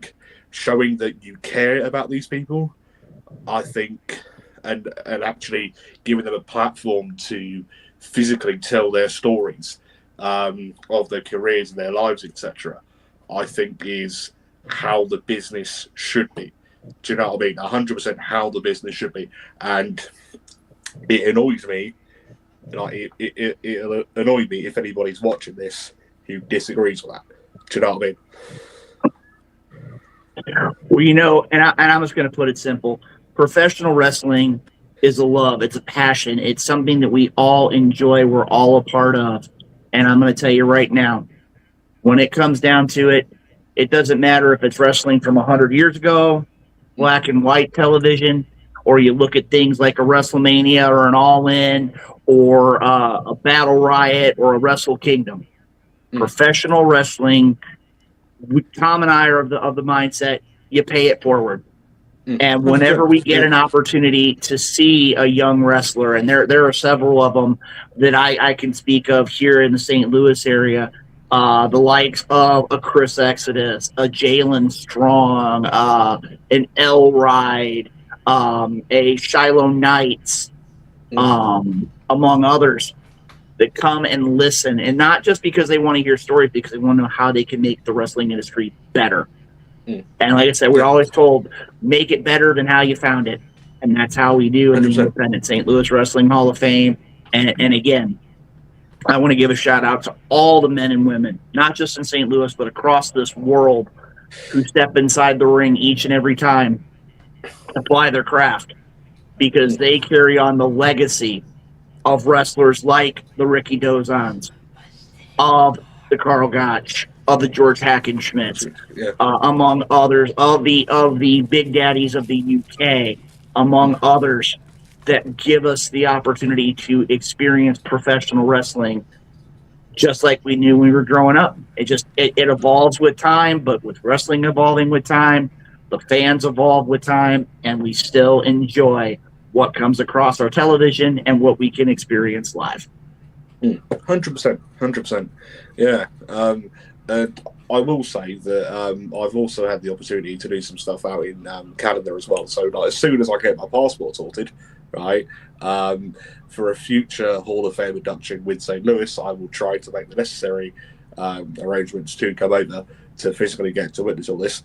And, well, you know something, and I'm going to tell you right now, if we can get it all worked out, we can get all the logistics, and I think, Tom, you would agree with me, we're either going to hook you up with toasted raviolis, we could hook you up with gooey butter cake, you name it. There's a lot of great things here in the St. Louis area, and you're going to get, if you can get that opportunity to come out this way, we'll make sure that you experience not only professional wrestling the right way, but we'll make sure that you experience St. Louis the right way as well. Oh, 100%, 100%. But coincidentally, funnily enough, so my dad, like, he's not from like Missouri, he's from San Antonio, like in Texas, and so like my granddad, he's originally from Mexico. And like I've got a family that still live in the San Antonio, like Dallas areas of Texas. So like, I've got family like out there as well. That like I'll try and convince them to sort of come up to St. Louis as well to like attend and what have you. So yeah, to sort of like make use of that trip as well, that come and arrested and like making an excuse to see family as well. Do you know what I mean? And, yeah. So yeah. Well, Bobby, I want to throw one more thing out here. I know we've talked about the Hall of Fame, and I want to throw this out here because I know we talk pro wrestling here, and it just kind of hit me. If you look at how professional wrestling, it's got its own little niche of fans, and how the handful of people enjoy pro wrestling. Here's food for thought. Who was one of the key points, one of the connections to the New York Knicks winning the NBA championship? A pro wrestler, Danhausen. That connection's there. Yes. And right now, I remember hearing something about how they're talking about for the Fanatics Fest. They're talking about they're going to try to get it to where Danhausen can be there. Can you imagine how much of that cross promotion, that cross sports, all that stuff, how much wrestling could be taken to the next level with something that, and I was talking to a friend of mine today, that AEW had the chance to, and it took a WWE and just a unique situation to potentially put wrestling on the next level. I mean, again, going to ESPN, going to countless different media outlets, and I gotta say, that's one of those where you could say you knew him when you saw him before the next big explosion of pro wrestling. And I got to tell you, I was very happy. And like you were talking about Kit Wilson earlier on, I got to say, between Danhausen, Kit Wilson, and The Miz, they have probably had some of the most entertaining television, not just wrestling, but anything in television that I've had the opportunity to see. The last Friday on SmackDown, with the idea of Kit kind of being upset over The Miz going over every catchphrase known to man. But I Most mean, of again, them were his. that's true. That is true.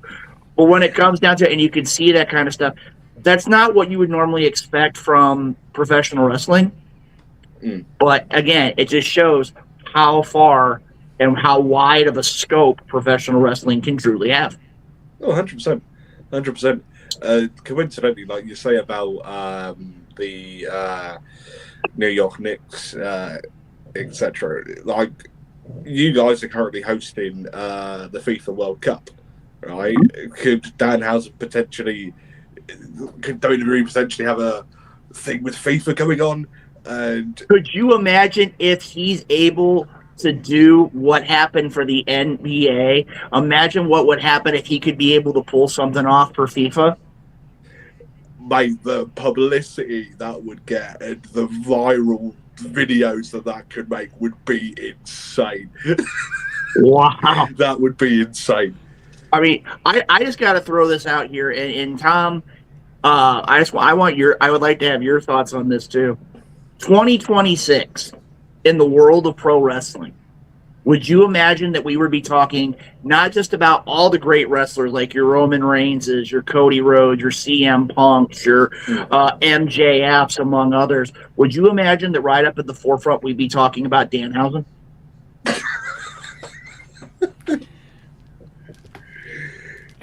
At varying points in the wrestling business, in the history of professional wrestling, there's always been a Danhausen of some sort. Look back at Eugene, the unusual characters. There's always been somebody like Danhausen. It's just that Danhausen has taken the opportunity to elevate himself so much by that character, and I've enjoyed it. I could be the grouchy old man and say, there's no room for that in wrestling, and no, there's absolutely room for that in wrestling, and it's part of the entertainment that we expect. 100%. Funny you should mention Eugene. Actually, November of 2024, I think it was. I actually worked a match with Eugene in Braintree here in England, and CXW. The only show that we did in Little Rock, Arkansas for TCW, the only show we did, the main event was Eugene versus Trevor Murdoch. Wow. Yeah. And Eugene walks in, and I'm refereeing the main event. And Eugene walks over to me and he says, I'm going to make him puke. Because Trevor was not quite in the shape he is in now, even. He had let himself go a little bit, and he blew up like nobody's business. And as soon as the match was over, Trevor darted for the curtain, got through the curtain, pushed the fire escape door open, and let me say, we know what he ate for dinner. Oh. Blew him up like nobody's business. And I had so much fun with Nick that night, with Eugene. And so I got to work, throughout my career. You guys were talking about Eugene, and I brought him up. But the thing is, I've been blessed to be able to work with guys like this on a regular basis, because I had promoters that spent the money to bring people in. Last TCW show I worked, it was a Parker's Posse who Colonel Tom Parker was not Elvis's Colonel Tom Parker, but Tom Parker from Mississippi. He was the GM at the time, and Matt Riviera was a heel to the biggest extent. It was a match that determined the future of TCW, and if Parker's Posse lost, then the Empire with Matt Riviera and Golden Boy Greg Anthony, Matt Riviera would buy TCW and close it down. And one of the persons on Parker's Posse was Tommy Dreamer. I've met Tommy. Tommy Dreamer, I'm sitting at ringside. Tommy Dreamer holds Matt Riviera, pulls his arms behind him, and he looks at me and says, "You want a shot?" And Matt had made my life a living hell as the ring announcer. So I said, "Yeah." So I licked my hand, rubbed them together, and placed a big old handprint on Matt Riviera's chest. And of course, that was the last show I worked for TCW because we were closing down. But we're still on TV. But Parker's Posse lost that night. But Tommy Dreamer was one of the guys, you know, Matt would bring in guys all the time. And it was just great fun working for him. And I tried to take a little bit of St. Louis, and Bob Orton worked for us a number of times. I tried to bring a little bit of that St. Louis feel every time that I worked, no matter where I worked, because that's how important St. Louis wrestling was to me when I was growing up. I would watch Wrestling at the Chase on Saturday night from the Coruscant room. There was a Saturday night, it was Cowboy Bob Ellis against Buddy Rogers. And Buddy Rogers had just taken a glass pitcher and hit Cowboy Bob Ellis over the head. Bob Ellis was the big heroic, baby face. And all of a sudden, the screen goes black. And I'm sitting there. This is 11:40 at night. And there was a storm in the area. And I sat looking at my TV for 2 hours, waiting for the TV to come back on and to watch the rest of the match. Of course, I didn't know, I was too young at the time to know that it blew the station off the air. The storm did. It had been recorded, but they never got around to showing exactly what happened. But I was that much of a wrestling fan when I was 6 years old that I watched it on Saturday night, and I'd turn around and watch it on Sundays. It was unbelievable and put you on the edge of your seat. I look for that every time that I am working a wrestling show, for that one moment that says, boy, am I glad I didn't miss that. And as a kid, I still don't know who won that match, whether it was Cowboy Bob Ellis or it was Buddy Rogers, but I was that much of a fan at that time and had no idea that the station had been blown off the air, and that's why they didn't show it. But when you're a wrestling fan, you're a wrestling fan to the end. 100%. 100%. Like, it's funny that you should mention Tommy Dreamer. So Nick Aldis, obviously the SmackDown general manager, he is literally from about 5 miles up the road from me, right? In a little village called Docking, right? And our sort of closest sort of like makers out from here is Kings Lynn, like where he's built from. And Nick Aldis promoted a couple of shows in Kings Lynn, and he had booked Tommy Dreamer for one of them. And funnily enough, I at this show and what have you, and I got to meet Tommy Dreamer, and at this same show, Victoria, Lisa Marie Varon, was at the same show, and I'm there with like a Star Wars like man bag, and there's a photo that circulated with Victoria actually taking a picture specifically with my Star Wars man bag, and which I thought that was pretty cool, and So anywho, gentlemen, would you go? I just want to say a massive thank you guys to like the pair of you for taking the time to come on to the Nerdic Pro this evening, and have you guys got anything to add on to the end of this podcast? Well, I'm going to tell you right now, Bobby, before we go, I think there's only one little thing we're doing. Tom, you're a broadcast journalist. I mean, after all, you do have a master's degree from the Bobby Heenan School of Broadcast Journalism. I think it comes down to, I think there's only one more thing we need to do, And that's one thing just for future reference. So, Tom, bear with me here a second. I think you're going to know where I'm at. So, that wasn't it, by the way. Ladies and gentlemen, this is Luke Robertson. Broadcasting alongside me is the one and only Tom Simon. And we represent the Independent St. Louis Wrestling Hall of Fame. And we encourage you to watch the Nerdic Pro podcast right here on YouTube and all forms of social media. You're going to see the greatest in professional wrestling each and every time they take to the airwaves, the Nerdic Pro podcast. Make sure to check them out. Don't miss it. Thank you so much. Honestly, I thank you so much for that. Yeah, I'll edit that into a into a short and make sure that does the rounds, like on Facebook and YouTube, etc. And yeah, thank you. That was actually Bobby, thank you so much.